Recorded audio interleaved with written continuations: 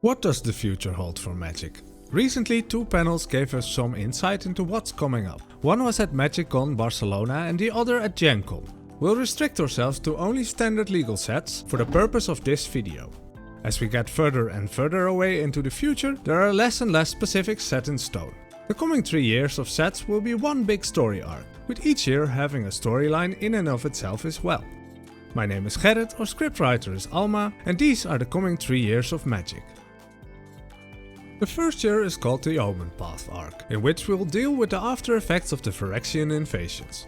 We start with the wilds of Eldraine, where Will and Rowan have to deal with a kingdom in shambles. We're mostly skipping Eldraine, because the story is coming out as we're working on the script and spoilers follow a day after the story concludes. One thing of note though, Kellen is apparently important to the story. He's a young half-human half-fae we'll probably see again soon in the future set. One set later, we return to Ixalan in what's called a backdrop set. This basically means that R&D is no longer beholden to a mechanical identity when returning to a plane like Eldraine. It has adventures originally, and now with the return there are more adventures. The first Ixalan visit had lots of tribal synergies, or typal as they are called internally at Wizards. It's an actual word too. There was support for merfolk, pirates, dinosaurs and vampires. Our second visit will have a different mechanical theme, even though those 4 creature types will certainly return. The return deals with a new civilization that's on the inside of the world. It's a hollow world, much like Mirrodin was. But where the new Phyrexia story culminates in a Dantos Inferno analog, Ixalan goes the way of a tiny Dyson sphere. There are gods, angels and giant bats ridden by humans on the inside of this hollow world. The decoupling of a plane and its mechanics continues in Murders at Karlov Manor. Previously, Ravnica sets had to come in multiple, to do justice to all guilds. This eats a lot of room from a set. Now the guilds are pretty well established, they don't need to be equally represented at all levels. Their members can just sort of exist in the world. We see Judith, Massacre Girl, Krenko, Aurelia and 2 unknown characters. The Fiyoshino on the far left is hopefully an important character too. The dude in the middle is probably an investigator. In his hand are 3 rings of neatly arranged Tetris pieces. In another art, these pieces are in chaos. His badge looks like an eye with a Ravnican skyline. Like he's a private eye that'll work everywhere in Ravnica. And it looks like Kaya is there in the back as well. Hopefully not desparked. How else are we going to get to Telfada one day? There was also art that looks to be the correct ratio for a saga. It's neatly divided into 3 chapters: shock, horror and death. On top is a Loxodon and a man holding some sort of camera, not unlike another art we've seen. Both have this purplish crystal. Stone? Glass maybe? The dead person on the ground seems to have dropped a weapon with a stylized head with swirls. It could be a Gorgon head with snakes. The final set of the Omenpath arc takes place on a new plane, Thunder Junction. Old Rudstein from Innistrad makes an appearance. Notice the lantern on a hook and a scar that crosses over his blind right eye. This is a western setting, as in Cowboys American Western. Look at that great design. All diamond shapes and 4 colors, very good. Maybe Angrath is from here. He's a literal cowboy. Let's hope he's home, desparked and enjoying time with his family. There is a band of 6, probably the Outlaws from the set's title. From left to right, likely candidates are Tiny Bones, Vraska, Kellen, Oko, the cowboy from the other art and the tiny Rakdos. Didn't Gideon write him in War of the Spark? Huh, oh well. The second year is called the Dragonstorm arc. We start out on another new plane, Bloomburrow. This is a world without humans, something the Lorwyn fans among us might appreciate. Instead, the world is filled with anthropomorphic animals, which is a long-standing literary tradition. Sure, there are the more contemporary Redwall, Mouseguard, Tailchaser's Song and Warrior Cats, but there is also Watership Down, Animal Farm and of course Alice in Wonderland. For our fellow Dutchies, remember Olibe Bommel or Tom Poes? They fit in Bloomburrow as well. Very excited to go there in a year's time. This squirrel is casting some magic with purple leaves. It seems they are using necromancy to animate multiple skeletons. This likely means squirrels are in black, in addition to green.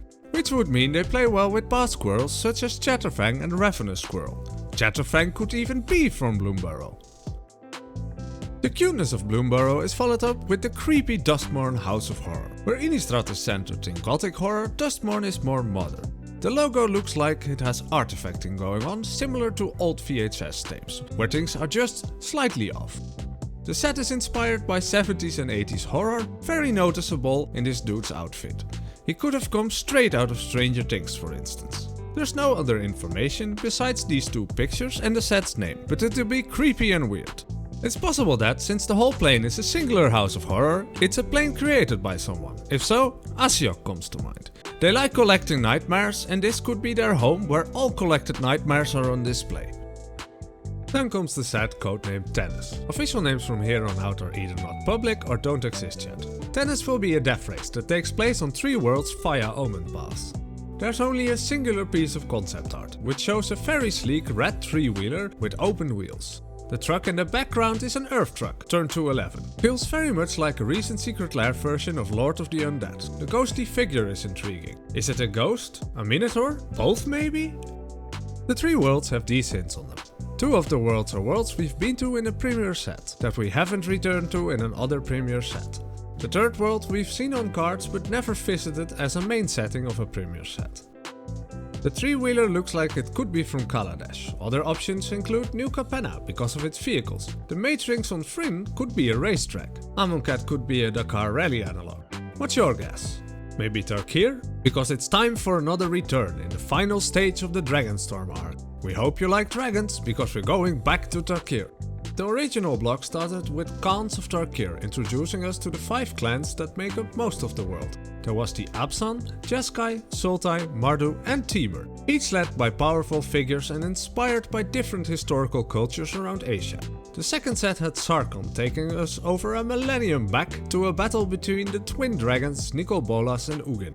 Originally, Ugin was defeated and the dragons of Tarkir died out. Known dragon lover Sarkhan made sure Ugin doesn't die and the present is changed. Dragons are now plentiful, and each former clan has been overtaken by an elder dragon, losing some identity in the process. Ultimate is supposedly the best from Khans of Tarkir and Dragons of Tarkir blended together. How that'll take form is anyone's guess at the moment. The concept art shows a dragon facing off with a Jeskai or Ojutai monk. In the bottom left is a figure that appears to be from the Mokas or the Abzan clan. They could be on both the dragon or the monk side, each option implying a different kind of conflict. We'll see. The 3rd arc doesn't even have a public name yet. It starts out with something quite new and experimental, though technically Infinity did it first. We're going to outer space in a top-down space opera set. Don't expect arias and people singing while being stabbed. The opera part comes from soap opera, so expect some melodrama, some action and some conflict. Think Perry Rhodan, Star Trek or Star Wars. The concept art shows a humanoid lizard in a mining harness. It would be wild if this is a Kafu. In the middle is an alien being that seems to use a display to convey facial expressions. Its blue-violet body sits on a bony looking something. It's very weird and very cool. On the right there are 3 landscapes? Spacescapes. They're reminiscent of the Infinity Spacek lands. For the last 3 sets we only get a short summary. No concept art anymore, as this far into the future things are more fluid. That said, at the moment the set codenamed Wrestling is slated to be a return to Lorwyn. Lorwyn is the original No Humans world, built on Celtic lore. The story follows the elf Riz, the Kitkin Bridget and the Flamekin Aisling on their journeys. It deals with Una, who somehow uses the swap from Lorwyn to Shadowmoor to her advantage. Wrestling should show both Lorwyn and Shadowmoor, as apparently the set goes back and forth between them. Yachting sees a return to Arcavios. If that name doesn't ring a bell, Strixhaven will. On our first trip to Arcavios we mostly saw Strixhaven. There are archaics wandering around, there's the Auric and their mage hunters and there's even an oracle. Kasmina was previously recruiting planeswalkers for something big. Maybe we pick that up again here, if only as a throw forward to the next storyline after the current one. Finally we come to the conclusion of the 3-year storyline. This set is similar to War of the Spark or March of the Machine, and where it takes place exactly is probably less important than what takes place and who's involved. But besides knowing it's a so-called capstone event, it's all speculation. There are exciting times coming up. There's nothing here that fills us with dread, though we are not equally excited about every set. Some will have to make an effort to convince us, while others are personal favorites already. What about you? What excites you? What are you looking forward to and what's your favorite? Thank you for watching and hope to see you next time.